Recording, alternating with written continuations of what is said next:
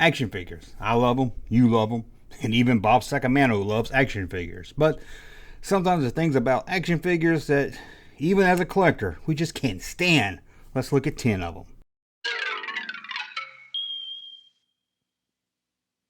Welcome back, Mr. Collar, to the Junk Room. It's me, the Junkman, coming back at you. That's right. We're going to tell you about 10 action figures.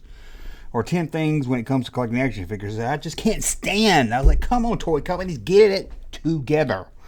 It's going to be a lot of fun. Before we get started, just to let you know, did you know Junkman, that Junkman has TikTok? You're sitting there working, want to waste a little bit of time on your phone? You can watch some silly 1-minute videos over on TikTok. Just look at me there, that Junkman on TikTok. And don't forget our second channel and podcast and all that. Everything else except for TikTok's in the description below. So let's get started with number 10. I can't stand this. I know at first when you think about it, you think, oh, I like that. Cloth clothes on my action figures. One, I never liked them as a kid playing with them. It just didn't seem like I need plastic when I throw them against the wall and everything. I don't want cloth on my action figures. And as a collector, oh my God, do they get dust on them. I can remember Prince Adam also had a vest on that was velvet or something, and even as a kid it would get dog hair and pieces of fur all stuck to it, and it was horrible getting it off. You had to use a lint brush and try to get it was horrible. It was horrible. I want my action figures to look cool, not like they just got home from school. Okay, number nine. Action figures that just won't stand up. You know, you get your action figure out of the package, stand it up, even maybe with no weapons in his hand, and it falls right over. You have to move the arm, just get it balanced just right, and tiptoe out of the room. I hope it don't fall over. So I don't know why a toy company, what their first design was, let's make sure it stands up. That's what kids want to do, and collectors. They want to stand them up and then play with them. Why can't action figures stand up? I said stand up. Well, I guess that's why they call them action figures. You gotta take action and hold the figures up yourself. Come on, toy companies. Let the action figures stand when I'm not playing with them. And how about this? Card backs. Now, I like a good card back on an action figure, but I hate when action figures company get lazy and they just use the same card over and over and over again. Probably the most popular one I can think off the top of my head is Star Trek Playmates.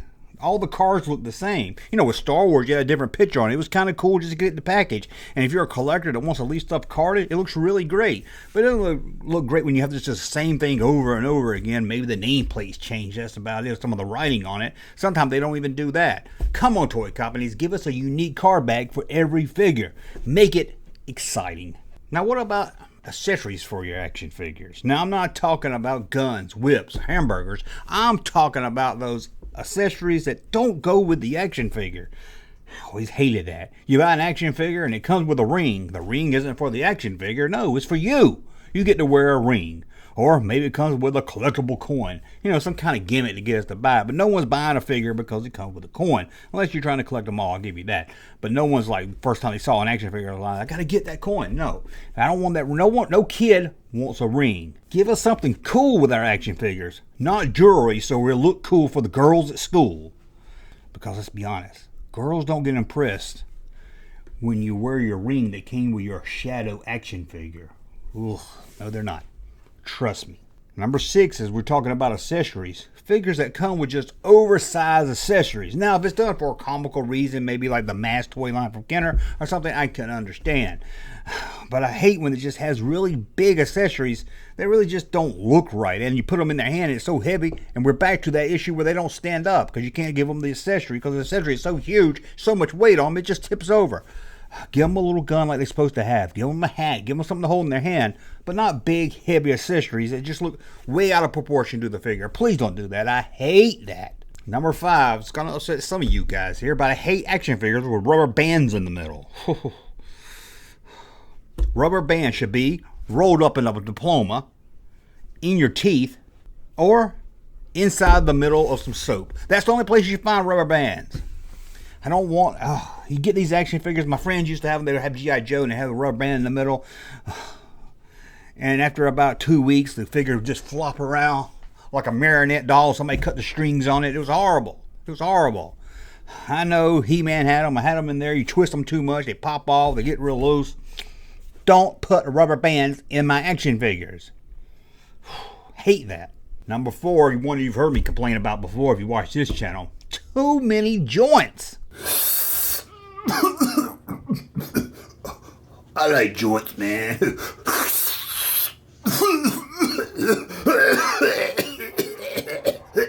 No, Larry, not that kind of joint. And you do know that we do a drug test once a month here? Anyway, too many joints. Okay, a figure can move here and here. Here, turn its head, fine. Move its legs, fine. I don't need a joint right here. Who bends right here? Who wants their figure to bend right here? It's always a big crease, looks really, or it's like 10 different joints all in the shoulders. I hate it. I hate too many joints in my action figure. Please stop doing that. I hate that. Number 3, I don't see this one as much. It seems like in the 90s they started doing it maybe to save money. And that's when you put a bubble on your action figure card, but it's flat. A flat bubble.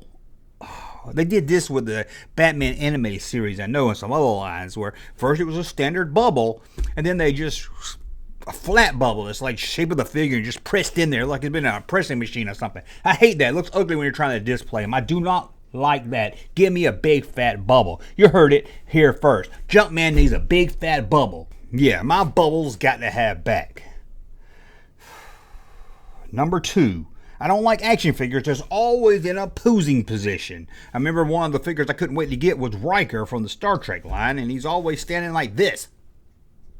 Or something. I can't remember exactly, but he always had a pose with his hand like this. I think Worf was like that also. No, I don't want my action figures always posing. Give me straight like this, and then I can pose them how I want to pose them the best I can. And once you got them in a pose, you can't just have them talking in a meeting on the Enterprise bridge and these...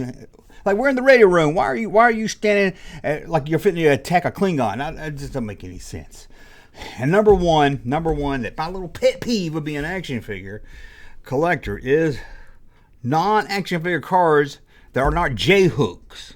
Nah, I guess that's the proper name for it. I'm not really sure. We're talking about, the little peg, the little hole where you hang them on the peg. Now, back in the old days, they didn't have J-hooks. And that, I understand. The old cards, I understand. But today, if you're making figures, unless you may be going for a retro line, I'll let it slide. But I want to, if you got a peg and it's got 5 figures on it, you don't want to pull every figure off to get to the one in the back. You want to have a J peg because you can lift it up, move it over, and take it right off the peg. Why is that so hard? I don't know why it took them so long to come up with this. But still, some toy companies today still decide, hey, let's just make it a standard little hole so you can put all the figures on it. And then you walk up there, and there's 10. They just put a box out, and there's 10 of them. The one you want's in the back, so you got to take each one off. And then you got to put each one back on. But let's be honest. There's some a-holes out there. They're not going to put them all back on. They're just going to leave them right there. They're going to throw them down. They're going to leave them on the counter. They're just going to leave them on the floor. And they're going to get crushed and bent and everything else. It's going to be terrible. I don't know why they do that. Hate that. Give me a hook so I can move it over. I remember one time I went to buy a Batman, the animated series figure. There's a whole end cap of them. There was tons of them. And I looked for a Bane. It was a Bane in the very back. I had to take off like 15 figures to get to that Bane. And then I got it. You know what it was? It was a Batman on a Bane card. Which is kind of cool, I guess. But at the time, everybody wanted Bane, so I was really upset. I don't know why they don't do that. Give them J-hooks.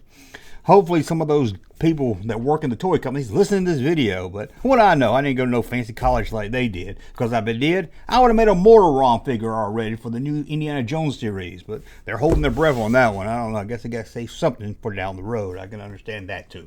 Well, let me know some things you hate when it comes to action figure collecting.